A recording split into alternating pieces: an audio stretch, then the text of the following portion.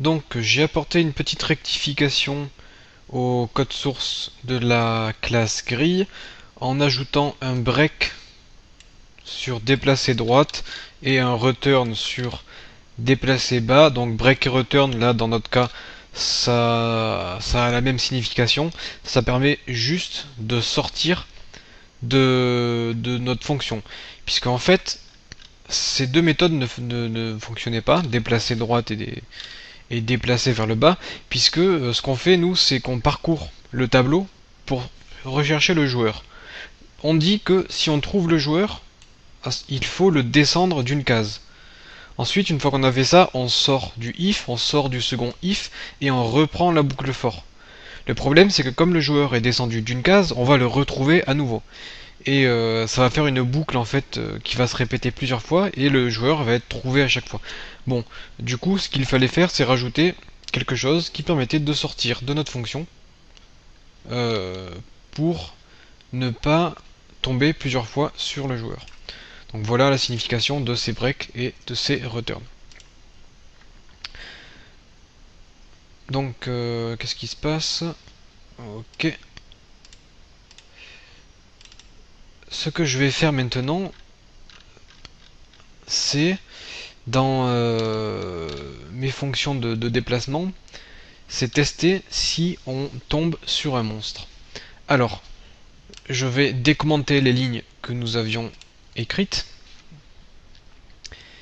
Donc, lorsque je me déplace, par exemple, vers le haut, je teste si je peux monter, si il y a un monstre en dessus. Si jamais il y a un monstre, bon, on peut déplacer notre personnage si vous le souhaitez. Et je dis j'ai un point start combat.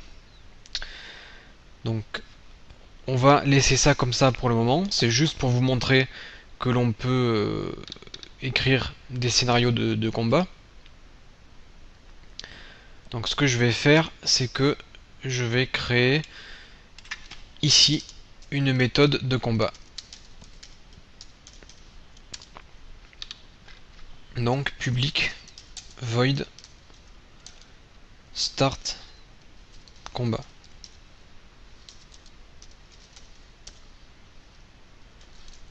Donc bien sûr vous pouvez prendre des paramètres comme les deux combattants, comme le personnage ou ce que vous voulez. Et alors déjà, oui, ok.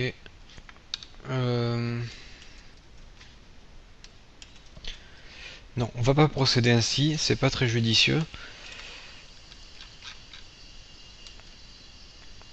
Le combat ne peut pas se dérouler dans la classe grille. Donc, ce qu'on va faire, c'est faire public int déplacer h. Donc, au lieu de renvoyer rien du tout, on va renvoyer un int. Lorsque on déplace le personnage, on fait return 1. Donc le 1 signifiera que le personnage s'est déplacé convenablement. Et lorsqu'on tombe sur un monstre, on fait return 2. Oh, voilà. Donc là, j'enregistre.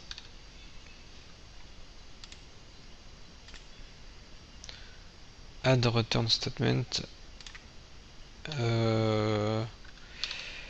Donc là, on va dire si jamais rien ne s'est produit.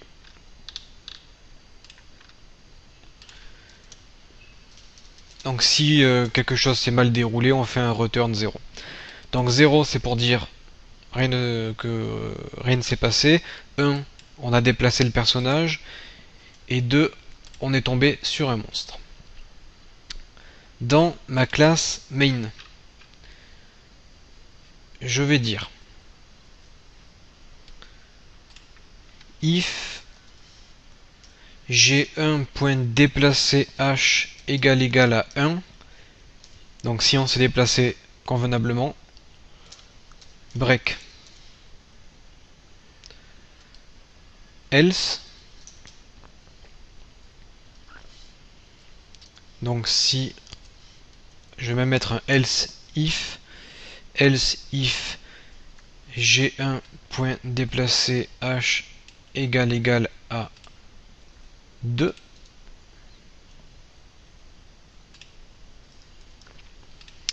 À ce moment-là, on combat le monstre. Donc, ce que je vais faire, c'est que je vais récupérer ce que nous avions fait dans le tuto 7 et ce que nous avions fait, c'est donc créer un monstre, etc., etc. Là, on va faire un system.out.println et on va dire début du combat.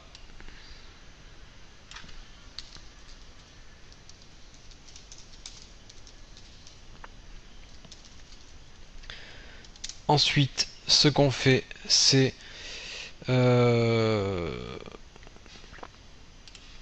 va dire m1.getV.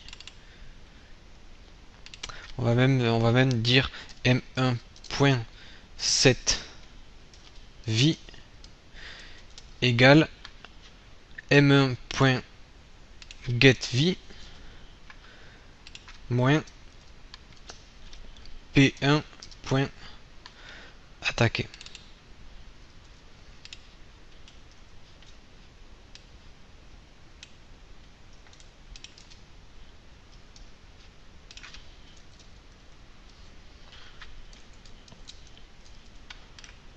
Donc là, on modifie la vie du monstre en récupérant sa vie et en lui enlevant ce que nous lui infligeons comme dégâts. Donc ce qu'on peut faire, c'est afficher des instructions comme les caractéristiques de l'adversaire. Donc là, je fais m1. Qu'est-ce qu'on a? On a soit... Oui, on a le toString. Voilà. Donc je fais un system.out.println.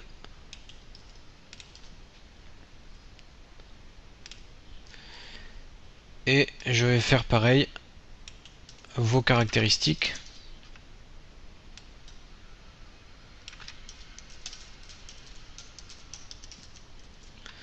Et là, je vais dire p1.toString.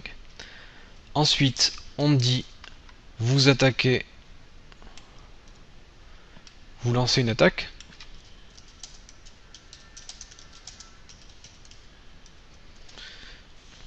Là, j'affiche les caractéristiques de l'adversaire.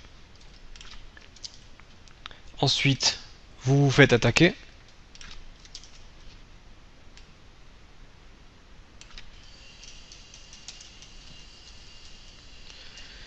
Et on va dire que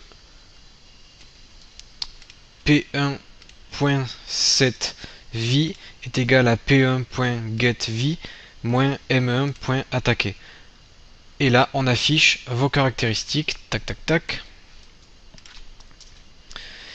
Et donc là, c'est le déroulement du combat. C'est chacun attaque à son tour. Ce que je vais faire, c'est dire while. Donc tant que p1.getV est plus grand que 0 et que m1.getV est plus grand que 0, donc ça veut dire tant que les personnages sont en vie, je vais exécuter tout ce bloc d'action. Et à la fin, bien sûr, ce que je fais comme tout à l'heure, c'est que je vais faire un for int i égale 0, i plus petit que 100, i++, et là je vais faire un system.out.println juste pour nettoyer l'écran à chaque fois. Donc le i existe déjà, je vais écrire k. Voilà.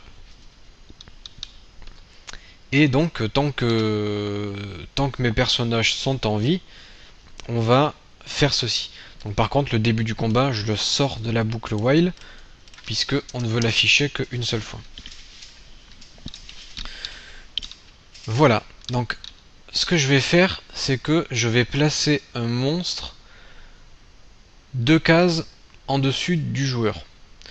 Donc le joueur, je l'ai placé en 3-5 et le monstre, je vais le placer en 1-5.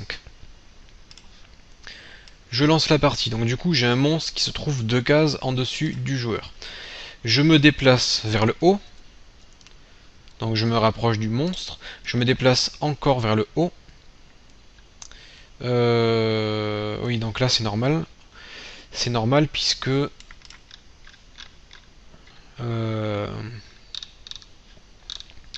j'ai dit que j'allais exécuter tout ceci 10 fois. Donc ce que je fais, c'est que je vais commenter ici et je vais commenter le while ici. Ok. Je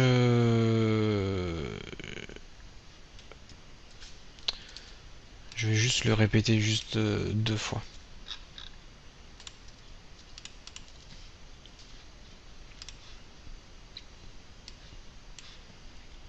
Ok, donc je me déplace vers le haut, je me redéplace vers le haut, et là le combat doit débuter.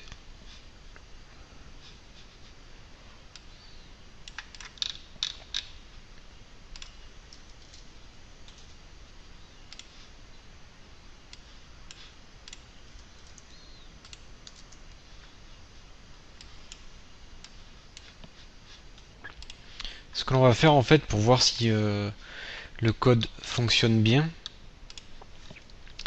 c'est que nous allons afficher ce que renvoie la fonction déplacer h. Par exemple ici, j'ouvre les accolades et je les referme ici, et je vais dire system.out.print ln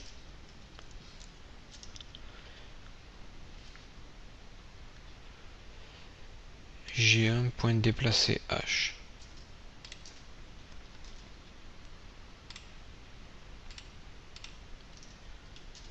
Ok.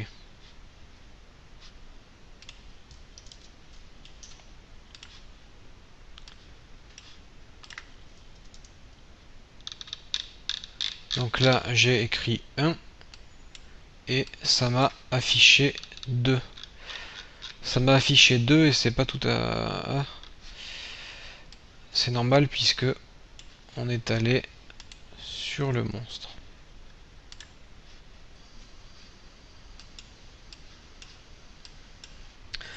Oui, donc là c'est un peu compliqué ce que j'essaie de vous faire faire. Donc ce que je fais pour simplifier pour le moment, je vais tout commenter. Je vais tout commenter comme ceci.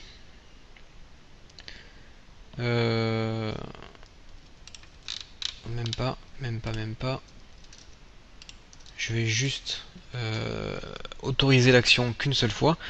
Et ensuite, je dis, si jamais on monte, à ce moment-là, on déplace le personnage. J'ai un point déplacé H et on démarre le combat automatiquement.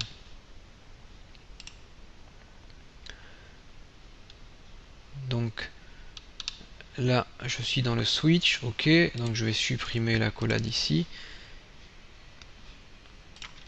Ok. Et ce que je fais, c'est que je vais placer le monstre, où est-ce qu'il est? Il est ici, je vais le placer en position 2, 5.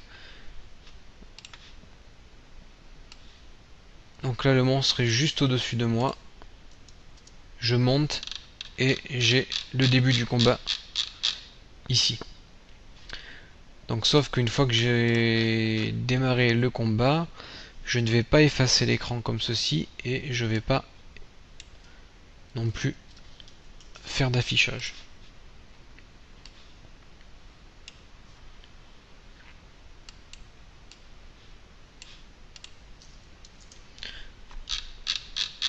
Donc il me redescend à la ligne encore.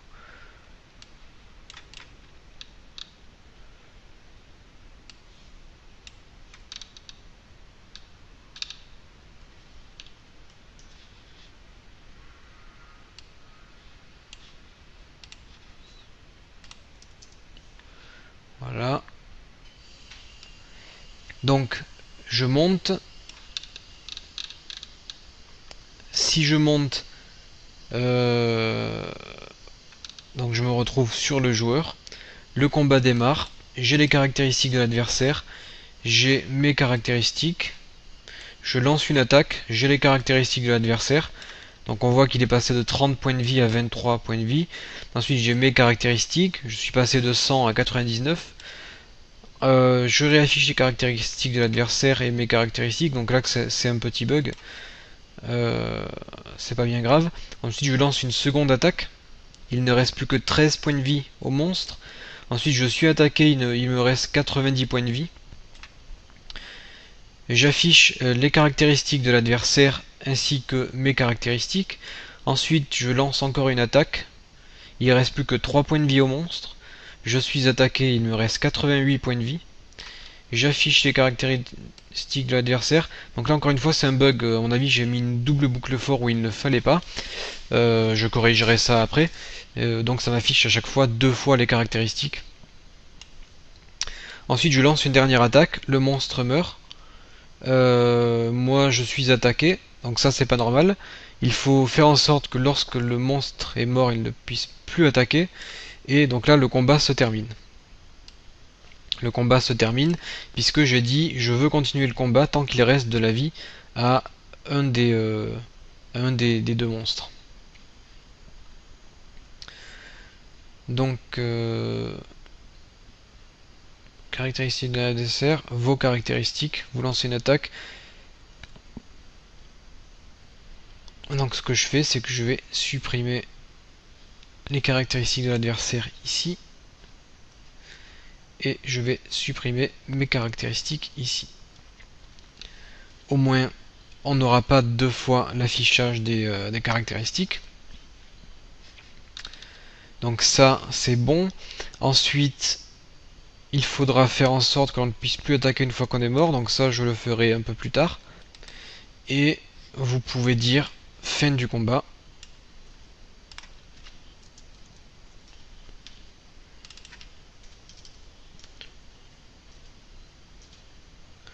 Voilà, je relance la scène.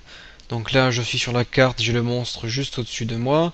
Je monte, le combat démarre. Début du combat, pareil, les caractéristiques de l'adversaire. Il passe de 30 points de vie à 22 à 9.